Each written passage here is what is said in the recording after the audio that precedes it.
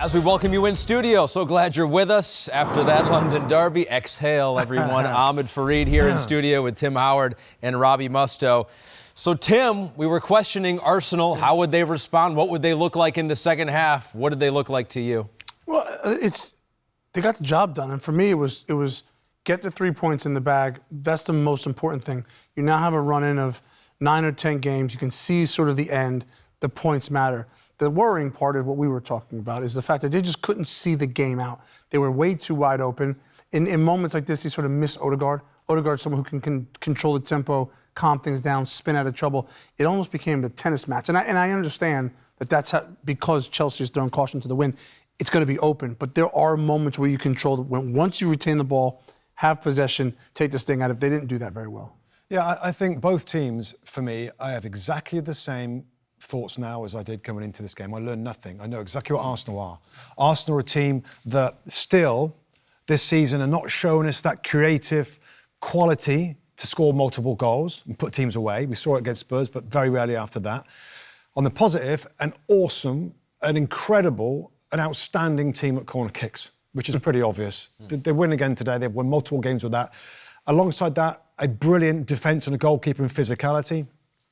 So we knew about that. And the last point, Tim just kind of made it, that when they're ahead, keep the ball. Against 10 men, we saw against Wolves, keep the ball to kill off the game. Don't give Chelsea any chance to get the ball into the box, which they did on multiple times. And it wasn't for their brilliant goalkeeper and maybe in a few other little bounces around the box, they could have dropped points again. So exactly the same for Arsenal.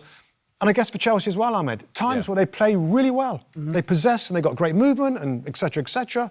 They look really good. But they get men sent off. They can't keep 11 players on the field. That's crazy. That's 9, isn't it? Or 7? 7 in the Premier League, 9 in all competitions.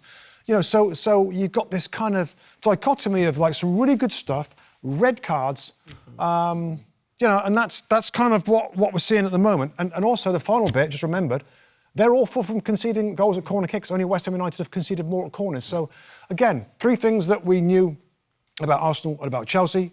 We saw it today. And the bit on Chelsea, just to sort of take the viewers inside of things, there's not a lot of leaders on this team. We've talked about it. Reece James is the only sort of captain leader.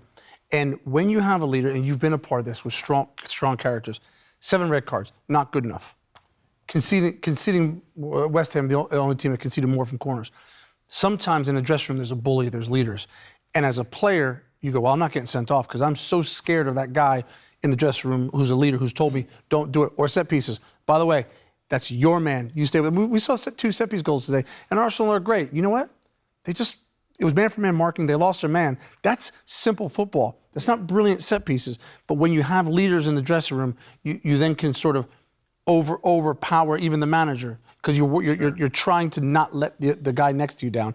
And Chelsea just don't have it, and it's obvious. Yeah, and to that point, to continue that point, you know, that guy might be a centre-back who's experienced, who's powerful, who makes sure he's physical with Gabriel and everybody else, Tim, and organises so they don't concede. And some of this playing out from the back issues as well. So same thing with Arsenal, with Chelsea, Tim, isn't it? The same things we're saying. They could do with a leader, a little bit more experience to help these young players. Mustoe, City, watching that game, do you think that they're confident they can catch that team that they just saw win? Maybe not. We're going to see it in the game at the FanFest Tampa Bay. We're going to see Arsenal be incredible from corners. And will that overpower Man City at set pieces to win the game? Possibly. Yeah. You know, because they're so strong defensively, Ahmed. They're so strong, hard to play through. And if they get better with their possession, then it's a tough game for City, of course.